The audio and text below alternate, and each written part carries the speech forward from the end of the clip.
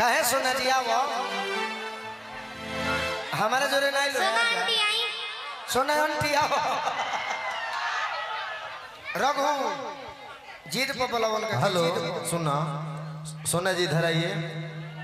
तू बैठा ना वो अपने बोला ली।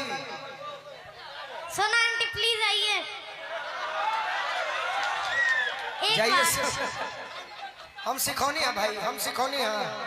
तब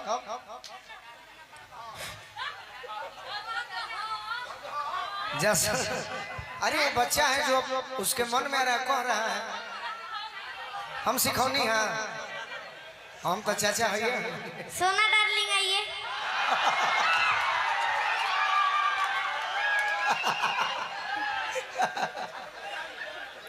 डार्लिंग कहता रहो यही घड़ी डार्लिंग कहता बाद में बहुत कुछ कही लेकिन बहुत सुंदर मेरे भाई इतने कम उम्र में तुम अच्छा गा रहे हो।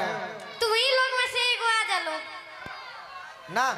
सोना डार्लिंग के भला होने से बोला के क्या करो उन्हें कौन काम लायक आदमी बढ़े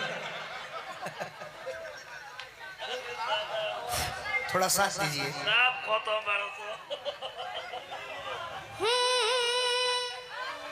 जा जाइबू तो जा ए सनम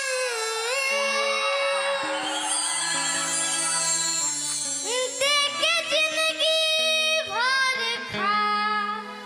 तेरे जखम जानी सोचा हमारा बारे में तोहरा खातिर हमारा माइल ना रहे